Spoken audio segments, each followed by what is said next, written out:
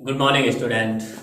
हम पढ़ रहे थे हमारे क्लास 10th की साइंस, जिसमें अपना लेसन चल रहा था मानव नेत्र एवं रंग बिरंगे संसार। छठा पार्ट है हमारे इस लेसन का। पिछले अध्याय में अपन ने अपवर्तन के बारे में पढ़ा। अब पिछले अध्याय में क्या, पिछले पार्ट में अपन ने पृथ्वी से वर्ण विक्षेपण के बारे में पढ़ा और लास्ट में अपन ने पढ़ा था इंद्रधनुष के बारे में।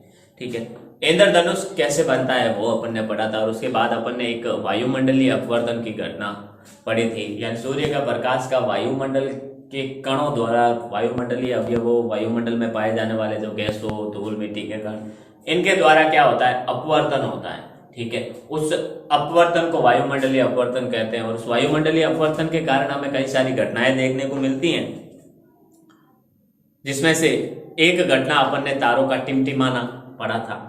ठीक है, आज अपन उसको आगे लेके चलते हैं और दूसरा जो उदाहरण घटना देखेंगे वो है अग्रिम सूर्योदय और विलंबित सूर्योदय। ठीक है, अग्रिम सूर्योदय और विलंबित सूर्योदय अपन लेकर चलते हैं। दूसरा जो हमारा है अग्रिम सूर्योदय एवं विलंबित सूर्योदय, यानी अग्रिम और विलंबित सूर्योदय का मतलब होता है कि सूर्य उगने से पहले हमें सूर्य का दिखाई देना और सूर्य अस्त होने के बाद भी हमें सूर्य का दिखाई देना। ऐसा होता है 2 मिनट के लिए हमें दिखाई देता है। 2 मिनट सूर्य उदय होने से पहले ही, 2 मिनट पहले ही हमें सूर्य दिखाई देना स्टार्ट हो जाता है और अस्त होने के 2 मिनट बाद तक हमें सूर्य दिखाई देता है।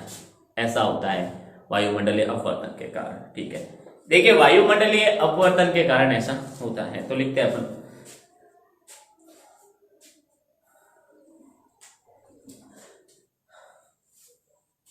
वायुमंडलीय अपवर्तन के कारण सूर्य वायु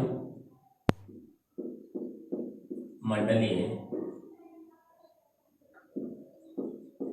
अपवर्तन के कारण सूर्य, वायुमंडलीय अपवर्तन के कारण क्या होता है, सूर्य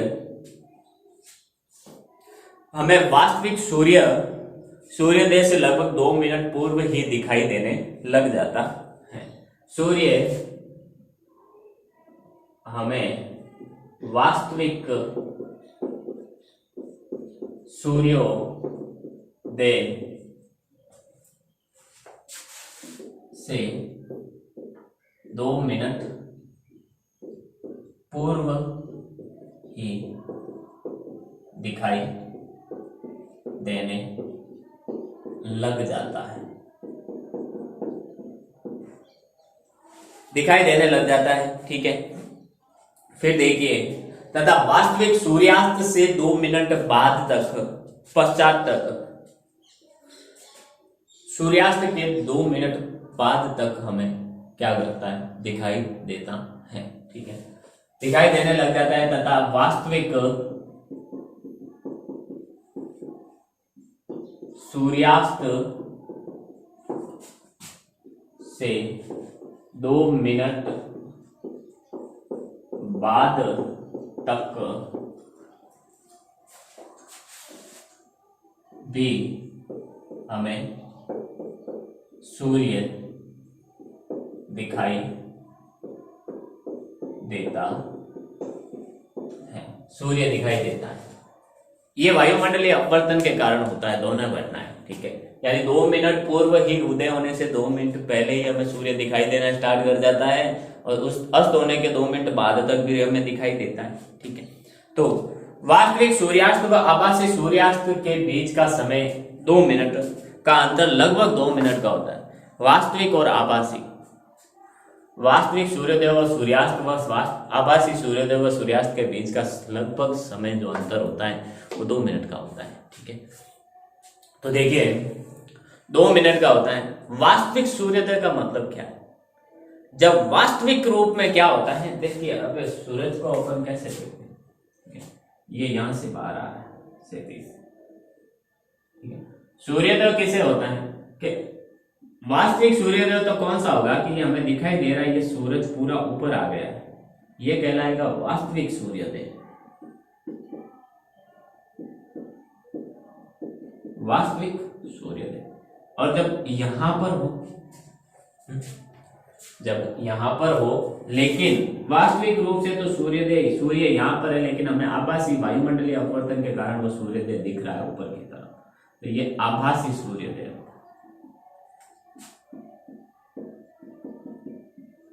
ठीक है। जिसमें वास्तविक रूप से तो सूर्य अभी इस स्थिति में है सतह से नीचे की तरफ, लेकिन हमें पहले ही दिखाई देता है। क्यों? क्योंकि सूर्य का जो प्रकाश होता है ना, वो वायुमंडल के कणों से टकरा के हमारी आंखों तक पहुंचता है, और आंखों तक पहुंचते समय ये सूर्य हमें यहाँ दिखाई देता है। बाकी एक्चुअल वास्तविक रूप से क्या होता है, सूर्य यहाँ पर होता है, ठीक है। तो वास्तविक सूर्योदय और सूर्यास्त, वास्तविक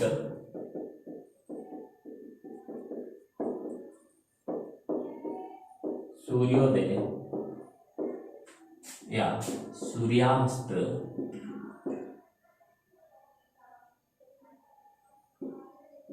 सूर्यास्त तथा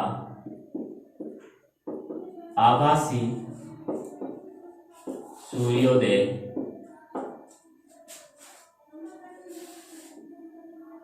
व सूर्यास्त के बीच का अंतर लगभग कितना होता है, लगभग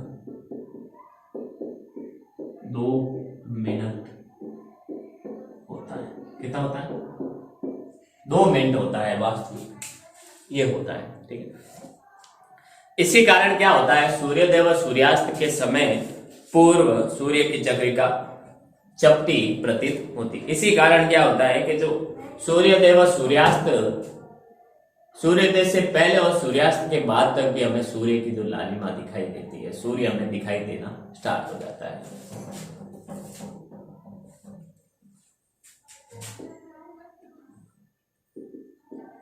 इसी कारण सूर्योदय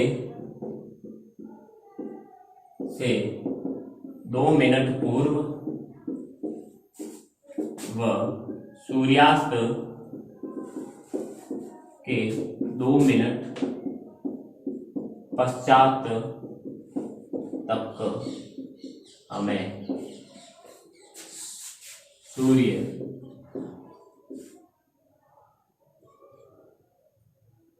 चपटा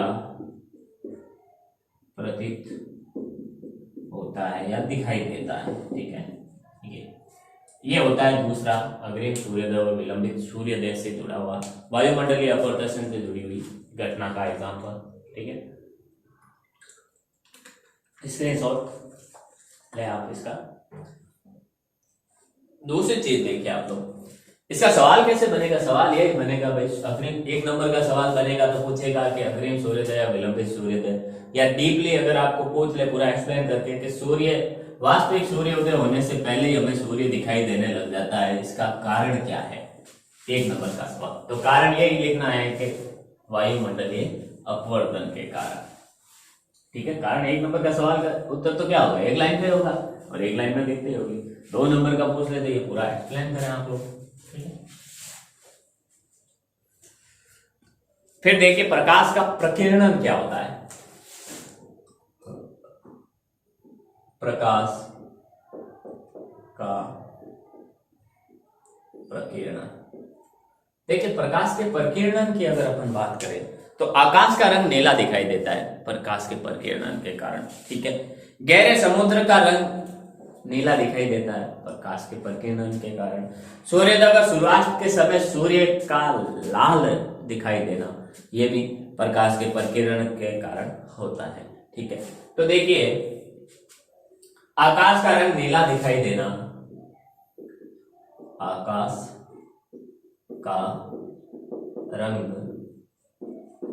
नीला दिखाई देना, समुद्र के पानी का रंग, समुद्र के पानी का रंग, ठीक है। फिर सूर्योदय व सूर्यास्त के समय सूर्य का ताप दिखाई देना, सूर्यास्त व सूर्योदय के समय सूर्य का रक्ताभ, रक्त का कलर कैसा होता है, उनका कलर लाल होता है, तो रक्ताभ यानी लाल दिखाई देना आदि क्या है, प्रकाश के प्रकीर्णन पर आधारित घटना है। आदि प्रकाश के प्रकीर्णन पर आधारित घटना है। यह प्रकाश के प्रकीर्णन पर आधारित घटना है। अब इस लाइन से 1 नंबर का सवाल ये बनता है, कुछ भी पूछ ले आपको, क्या आकाश का रंग नीला क्यों दिखाई देता है? ठीक है, स्वच्छ आकाश का रंग हमें नीला क्यों दिखाई देता है? प्रकाश के प्रकीर्णन के कारण। ठीक है, समुद्र का पानी का रंग नीला क्यों दिखाई देता है? प्रकीर्णन के कारण। सूर्योदय और सूर्यास्त के समय सूर्य क्या होता है, लाल क्यों दिखाई देता है? तो वो भी प्रकाश के प्रकीर्णन के कारण। ठीक है, तो ये कुछ घटनाएं 1-1 नंबर के सवाल इसे बन सकता है। ठीक है, फिर देखिए टिंडल प्रभाव क्या होता है। बस इतना ही अपन को ध्यान रखना है, इसमें कुछ एक्सप्लेन करने वाली बात नहीं है। टिंडल प्रभाव लास्ट में, अध्याय के लास्ट में बस छोटे छोटे टॉपिक रह जाते हैं। ठीक है, जिनको अपन को पढ़ना होता है। टिंडल प्रभाव क्या होता है, देखिए टिंडल प्रभाव की अगर अपन चर्चा करें तो अब टिंडल प्रभाव को अपन देख सकते हैं। आप इस चीज को नोट करना, अगर अंधेरे कमरे में आप कहीं बैठे हो, अपनी लाइट पूरी ऑफ कर दो। ठीक है, पहले ऑन रखना, देखना चारों तरफ कहीं धूल मिट्टी के किरण आपको दिखाई दे रहे हैं? नहीं दिखेंगे वो धूल मिट्टी के कण आपको। ठीक है, लेकिन चारों तरफ आप फिर कर देना क्या, बंद, पूरी लाइट एकदम कवर, पूरा फुल अंधेरा। और एक जगह ऐसी होनी चाहिए जहां से सूर्य का प्रकाश आ रहा हो। ठीक है, तो जैसे इसको इस तरीके से समझ लें आप, ये अपना कमरा है। ठीक है, चारों तरफ लाइट बंद और एक छोटा सा छिद्र है जहां से क्या आ रहा है, सूर्य का प्रकाश अंदर आ रहा है। तो ये जो छिद्र से आने वाली रोशनी होगी ना इस जगह में, ठीक है, यहाँ पर आपको वो कण होंगे ना, धूल मिट्टी के कण जो वायुमंडल में उपस्थित है, वो इधर उधर भागते हुए हिलते हुए दिखाई देंगे आपको, और देखा भी होगा आपने। ठीक है, ये कणों की जो यादृच्छिक गति वो टिंडल प्रभाव कहलाती है। ठीक है, वो कहलाता है हमारा टिंडल प्रभाव। ठीक है, तो पृथ्वी का वायुमंडल सूक्ष्म कणों से भरपूर होता है। ठीक है, ये एक विषमांगी मिश्रण होता है सूक्ष्म कणों का, जिसमें कुछ छोटे कण भी होते हैं, कुछ बिल्कुल बारीक भी कण होंगे, तो कुछ बड़े भी होंगे। ठीक है, सभी कण एक प्रकार के नहीं। तो विषमांगी का मतलब जिसका मिश्रण समान ना हो, विषमांगी मिश्रण होता है। ठीक है, जिसमें क्या होता है, धुआं, जल की सूक्ष्म बूंदें भी होती हैं। ठीक है, धूल के कण और वायु के कण होते हैं। ठीक है, तो पृथ्वी का वायुमंडल एक विषमांगी मिश्रण है। पृथ्वी का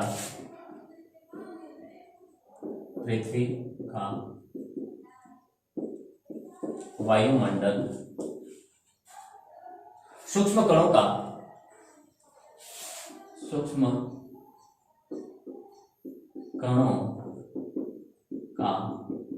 एक विषमांगी मिश्रण है। क्या है, विषमांगी मिश्रण है, जिसमें क्या क्या पाए जाते हैं, सूक्ष्म कण, जिसमें धुआं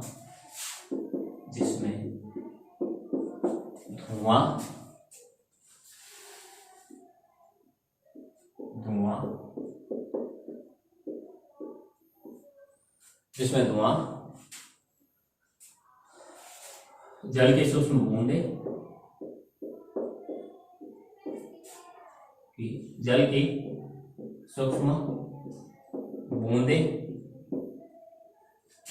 धूल के कण तथा वायु के कण उपस्थित होते हैं। ठीक है, इसमें वायु के कण उपस्थित होते हैं। इन सब से मिलकर ये मिश्रण बनता है विषमांगी। ठीक है, जब प्रकाश किरण पुंज ऐसे महीन कणों से टकराता है तो उस किरण पुंज का मार्ग दिखाई देता है। जब कोई प्रकाश का किरण पुंज, जैसे अपन ने देखा कि ये कमरा है, यहाँ से प्रकाश प्रवेश कर रहा है, ठीक है। तो ये बीच में जो भी वायु के कण होते हैं, जो भी ये मिश्रण वायुमंडल में जो मिश्रण है उसके कण होते हैं, इनसे प्रकाश टकराता है तो इधर उधर घूमता रहता है, जिससे हमें ये प्रकाश का पथ दिखाई देता है, किरण का पथ दिखाई देता है, ठीक है। ये मार्ग दिखाई देने लगता है। जब प्रकाश किरण पुंज ऐसे महीन कणों से टकराती है, जब प्रकाश किरण पुंज ऐसे महीन कणों से टकराती हैं, ऐसे महीन कणों से, ऐसे महीन कणों से टकराता है तो उस किरण पुंज का टकराता है तो उस किरण पुंज का मार्ग दिखाई देने लगता है, दिखाई देने लगता है। उस किरण पुंज का हमें मार्ग दिखाई देने लग जाता है कि भाई किरण कैसे चल रही है, ठीक है। तो देखिए, तो ये टिंडल प्रभाव कहलाता है, ठीक है। देखिए, इन कणों को विसरित प्रकाश परावर्तित होकर हमारे क्या आंखों तक आता है। इन कणों से टकराकर जो प्रकाश आता है वो हमारे आंखों तक, हमारे पास तक पहुंचता है, ठीक है। इन कणों से टकराकर विसरित प्रकाश हमारी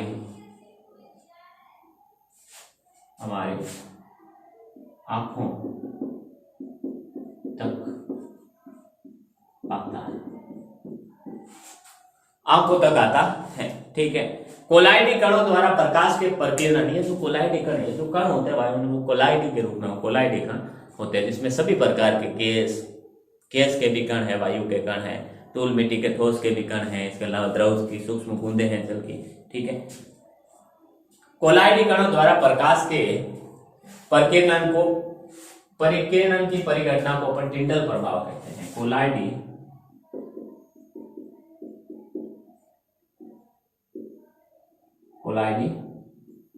कणों द्वारा प्रकाश के परिकिरणन की घटना को टिंडल प्रभाव कहते हैं। क्या कहते हैं अपन? टिंडल प्रभाव कहते हैं इसको, ठीक है। अब इस पर आधारित कुछ घटनाएं भी हैं, ठीक है, कुछ उदाहरण भी अपन देख सकते हैं। उदाहरण आपको ऐसे पूछ ले, ठीक है, तो टिंडल प्रभाव समझेंगे, 2 नंबर का सवाल बनता है, ठीक है, टिंडल प्रभाव के बारे में। तो ये 4-5 लाइन अपन को लिखनी होती है। इसके कुछ और उदाहरण है, ठीक है, टिंडल प्रभाव में। जैसे धुएं से भरे कमरे में पतला प्रकाश पुंज का प्रवेश दिखना, ठीक है। जैसे एग्जाम्पल देखिए, पहला, धुएं से भरे कमरे में पतले प्रकाश किरण पुंज के प्रवेश का दिखना। वही सेम चीज जो मैंने आपको कमरे का बताया कि अगर उस कमरे में क्या हो, धुआं भरा हुआ हो, तो कहीं से भी प्रकाश आएगा तो हमें साफ दिखेगा, ठीक है। फिर देखिए, जंगल के वितान से सूर्य के प्रकाश का गुजरने पर, ठीक है, जंगल के वितान से सूर्य का प्रकाश गुजरने पर, इन दोनों में क्या, गुजरने पर हमें टिंडल प्रभाव दिखता है, ठीक है। अब जंगल का वितान क्या होता है? जंगल क्या होता है? देखिए, जंगल में बहुत सारे बड़े बड़े वृक्ष होते हैं, ठीक है, वो आपस में ऊपर नीचे तो देखिए उनका तना ही होता है इस प्रकार से, लेकिन इनके ऊपर वाले भाग क्या होते हैं, आपस में जुड़े होते हैं, ठीक है, जिससे सूर्य का प्रकाश नीचे तक आ नहीं पाता। लेकिन कहीं कहीं थोड़ी सी जगह होती है ना, वहां से वो सूर्य का प्रकाश नीचे आता है, तो उस सूर्य के प्रकाश के मार्ग में हमें कई सारे धूल मिट्टी के कण उसमें दिखाई देते हैं, टेडर प्रभाव हमें देखने को वहां पर मिलता है। स्क्रीनशॉट ले आप। अब देखिए, स्वच्छ आकाश का रंग नीला क्यों होता है, यह सवाल कई बार पूछा गया, ठीक है, और सिर्फ आपके 10th क्लास में नहीं, 12th, 11, 12 आपके आगे अगर डिग्री करोगे आप, ठीक है, बीएससी में कंपटीशन एग्जाम, जॉब वाले जो एग्जाम होते हैं उनमें भी कई सारे सवाल, कई बार ये सवाल पूछा गया है, ठीक है। तो प्रकाश, स्वच्छ आकाश का रंग नीला क्यों दिखाई देता है, वो देखेंगे अपन। यानी कोई भी बादल वगैरह ना हो तो वो स्वच्छ आकाश हमें नीला क्यों दिखाई देता है। तो स्वच्छ आकाश का रंग नीला क्यों दिखाई देता है। स्वच्छ आकाश का रंग नीला क्यों दिखाई, नीला क्यों दिखाई देता है। तो देखिए, जब सूर्य का प्रकाश क्या होता है, वायुमंडल में प्रवेश करता है, वायुमंडल से गुजरता है, सूर्य का प्रकाश है, ठीक है, मैंने आपको बताया पहले भी, ये अपनी सतह है पृथ्वी, ठीक है, ये पूरा वायुमंडल है, यहां से यहां, फिर ये है अपना सूर्य,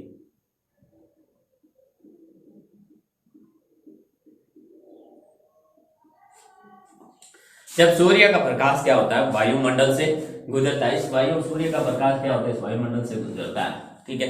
तो वायु के सूक्ष्म कण लाल रंग की अपेक्षा क्या करते हैं, नीले रंग को, नीले रंग यानी जिसका जो तरंग दैर्ध्य कम होता है, नीले रंग का को अधिक प्रबलता से परिकीर्णित करते हैं। अधिक प्रबलता से क्या करते हैं, लाल रंग की अपेक्षा नीले रंग को बहुत ज्यादा प्रबलता से इधर उधर भेजते हैं, टकरा परिकीर्णित करते हैं, जिसके कारण हमें ये परिकीर्णित हुआ, यानी ये इधर उधर गया हुआ परिकीर्णित प्रकाश क्या होता है, हमारी आंखों तक पहुंचता है। तो जब नीले ही हम रंग हमारी आंखों तक पहुंचेगा तो हमें क्या दिखाई देगा, जो आकाश का रंग नीला दिखाई देता है, ठीक है। तो देखिए वर्डिंग करते हैं इसकी अपन। जब सूर्य का प्रकाश वायुमंडल से गुजरता है, तो देखिए जब सूर्य का प्रकाश वायुमंडल से गुजरता है, जब सूर्य का प्रकाश वायुमंडल से गुजरता है तो वायु के सूक्ष्म कण लाल रंग की अपेक्षा, तो वायु के सूक्ष्म कण लाल रंग की अपेक्षा, लाल रंग की अपेक्षा नीला रंग कम तरंग दैर्ध्य, इसका तरंग दैर्ध्य क्या होता है, वेवलेंथ, तरंग दैर्ध्य कम होता है। नीला रंग को क्या करते हैं, अधिक प्रबलता से, नीला रंग को अधिक प्रबलता से प्रकीर्णित करते हैं। अधिक प्रबलता से क्या करते हैं, ये इसको प्रकीर्णित करते हैं, फैलाते हैं, ठीक है। तो नीला रंग हमें बहुत अच्छा दिखता है, हमारी आंखों तक पहुंचता है। वो नीला रंग हमारी आंखों तक पहुंचने के कारण, जो रंग हमारी आंखों तक पहुंचेगा वही क्या होगा, वैसी हमें वस्तु दिखाई देगी, ठीक है। अगर आपको ये व्हाइट दिखाई दे रहा है तो व्हाइट, ठीक है, सातों रंग आ रहे हैं, ठीक है। ये ब्लैक दिखाई दे रहा है तो क्यों ब्लैक, ठीक है। इसके अलावा कोई भी कलर आपको दिखाई दे रहा है, जैसे ये है ब्लू, इसको देखिए ये रेड कलर, ठीक है। तो ये जो प्रकाश आ रहा है इससे टकरा कर लाल रंग का प्रकार आपकी आंखों तक आ रहा है, इसलिए ये कलर लाल दिखाई दे रहा है इसका, ठीक है। तो ये परिकीर्णित हुआ नीला प्रकाश क्या करता है, हमारी आंखों तक हमारी आंखों में प्रवेश करता है जिसे आकाश का रंग नीला दिखाई देता है। यह प्रकीर्णित हुआ नीला प्रकाश हमारे नेत्रों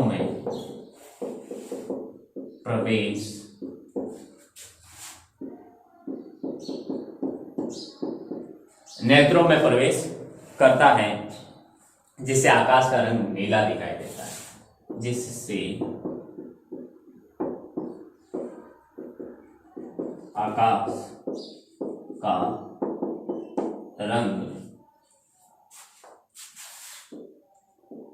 नीला दिखाई देता है, जिससे हमें क्या होता है, आकाश का रंग नीला दिखाई देता है। सवाल आ जाए 1 नंबर का, 2 नंबर का, तो ये चीज अपन को लिखनी है। ठीक है, अब देखिए कुछ और क्वेश्चन है जिनको अपन नोट बना के लिखेंगे कि यदि पृथ्वी पर वायुमंडल ना हो, यदि पृथ्वी पर वायुमंडल ना हो, वायुमंडल ही नहीं है, बिल्कुल वायु ही नहीं, ना वायु नाम के कोई चीज ही नहीं, तो फिर कोई गैस से भी नहीं होगी, वायुमंडल नहीं होगा तो धूल मिट्टी के कण ऊपर भी नहीं उड़ेंगे।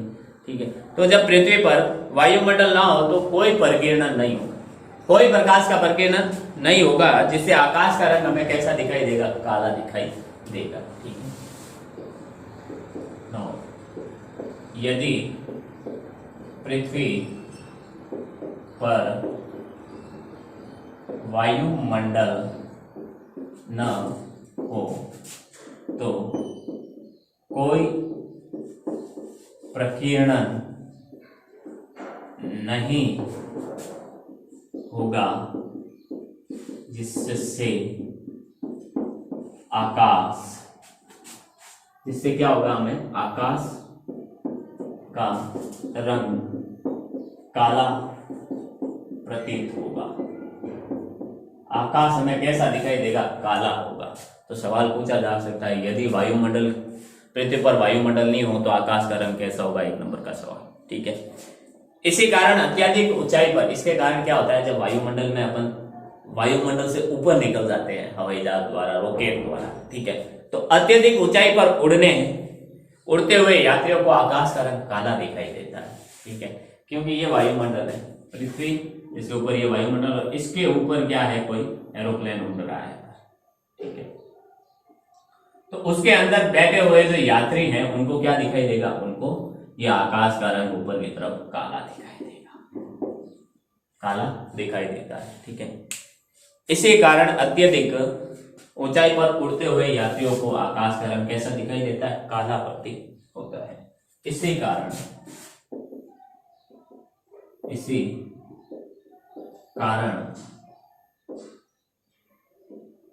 अत्यधिक ऊंचाई पर उड़ते हुए यात्रियों को आकाश का रंग काला दिखाई देता है। ये दूसरा सवाल है, ये दूसरा क्वेश्चन है, उत्तर वही है कि वायुमंडल अनुपस्थित होने के कारण। ठीक है, अगर पूछ ले वायुमंडल ना हो तो कैसा दिखेगा, काला दिखेगा। आकाश में बहुत ऊपर ऊंचाई पर उड़ने वाले हवाई यात्री या यात्रियों को आकाश का रंग कैसा दिखाई देता है, काला दिखाई देता है। क्यों दिखाई देता है, वायुमंडलीय अनुपस्थिति के कारण। ठीक है,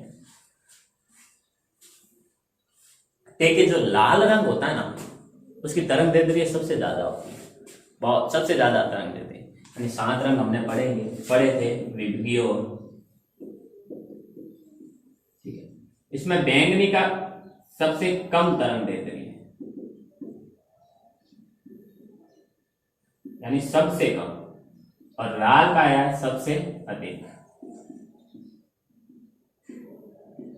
तरंग दैर्ध्य होता है। ठीक है, तो लाल का तरंग दैर्ध्य सबसे अधिक होने के कारण क्या होती है, उसकी प्रबलता सबसे अधिक होती है, सबसे ज्यादा शक्ति इसके पास होती है, जिससे वो परिकीर्ण नहीं होता, अपने रास्ते से विचलित होता ही नहीं। ठीक है, तो सबसे कम परिकीर्णित होता है जिससे दूर से देखने पर भी ये लाल ही दिखाई देता है। जिसे अपन को दूर से कितना भी दूर से देखेंगे तो वो हमें लाल ही दिखाई देगा, ठीक है। परिकीर्णन नहीं होता, इससे हमें लाल ही दिखाई देता है। इसलिए खतरे के संकेत पर लाल रंग का निशान होता है। इसीलिए क्यों लाल रंग का, दूर से हमें लाल नहीं दिखाई देगा तो लाल देखते ही अपन गाड़ी चला रहे हैं, सामने कोई लाल कलर है तो वो दूर से भी हमारी गाड़ी की लाइट उस पर पड़ेगी तो वो लाल ही दिखाई देगा, ठीक है। जैसे सूर्य प्रकाश तो हमारा पीला निकल रहा है, व्हाइट निकल रहा है गाड़ी से, ठीक है, लेकिन लाल पर पड़ने से वो लाल ही दिखाई देता है क्योंकि उसका परिकीर्णन होता ही नहीं, सबसे कम होता है, थोड़ी मात्रा। तो लाल रंग इसीलिए खतरे के निशान पर लगाया जाता है कि जब भी उस पर किसी का प्रकाश पड़े, ठीक है, नाइट के समय, तो वो हमें दूर से ही दिख जाए, ठीक है। इसीलिए संकेत का रंग लाल, खतरे के निशान का रंग लाल होता है, ठीक है। तो ये चीज होती है। सवाल बन सकता है कि खतरे के रंगों का, खतरे के निशान का रंग लाल ही क्यों रखा जाता है? तो उसका उत्तर है, नोट बनाकर लिखना,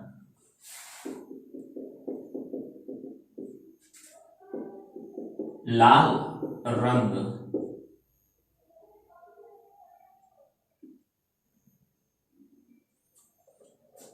सबसे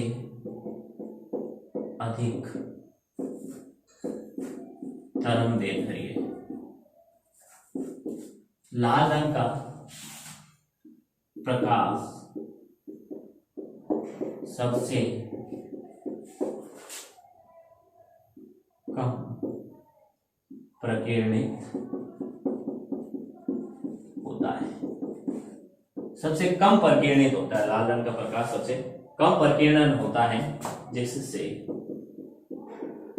क्या होता है, जिससे लाल रंग हमें दूर से ही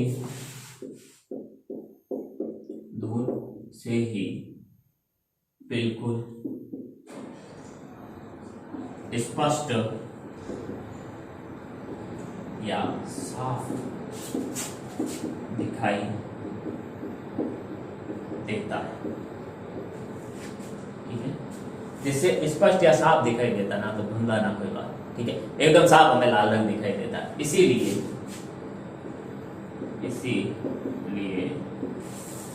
खतरे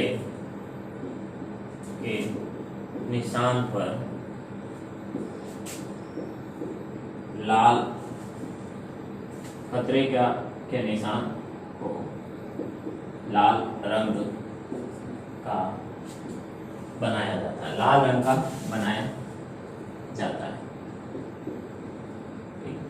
यही चीज होती है, लाल रंग का बनाया जाता है। इसीलिए लाल झंडी, रेलों को रोकने के लिए, ट्रेनों को रोकने के लिए भी लाल झंडी दिखाई देती है। जो लाल कर देता है तो वो दूर से ही दिखाई दे जाता है। गाड़ियों, मोटरसाइकिल, सड़कों पर अपन सिग्नल देखते हैं, ठीक है, ट्रेनों के सामने, और सिग्नल रोडों पर जो लगे होते हैं ट्रेन की पटरियों पर, वो भी लाल कलर का खतरे का निशान होता है। वो लाल जब चलता है तो हमें दूर से ही दिख जाता है ये लाल कलर का है, ठीक है। तो हमें आभास हो जाता है गाड़ी चलाते हुए अब आगे कुछ खतरा है, इसलिए हमें गाड़ी हो, लाल किसका, गाड़ियों को रुकने का, ट्रेन को रुकने का संकेत होता है, खतरे का निशान होता है। इसलिए गाड़ी अपन धीरे कर लेते हैं, रोक लेते हैं, ठीक है। अगर दूसरा कोई लेते तो वो हमें दूर से दिखाई नहीं देता, क्योंकि प्रकीर्णन बहुत, बैंगनी रंग का सबसे ज्यादा प्रकीर्णन होता है। तो बैंगनी रंग कहीं भी होता है, हमें दिखाई नहीं देता कभी इधर, ठीक है, साफ दिखाई नहीं देता तो हम समझ ही नहीं पाते। तो खतरे का निशान लाल रंग का क्यों रखा जाता है, ये भी एक सवाल होता है, ठीक है। स्क्रीनशॉट ले आप इसका। तो ये थी हमारी आज की क्लास। उम्मीद करता हूं जो भी अपन ने पढ़ा वो आपको समझ में आया होगा। मिलेंगे अपनी अगली क्लास में, जो इस अध्याय का लास्ट पार्ट होगा, और उसके बाद शायद थोड़ा सा बच्चा है तो शायद अगली क्लास में अपन नया अध्याय 12वां भी स्टार्ट कर सकते हैं। उम्मीद करता हूं जो भी अपन ने पढ़ा वो आपको समझ में आया होगा। मिलते हैं अपन अगली क्लास में, तब तक के लिए all the best, thank you.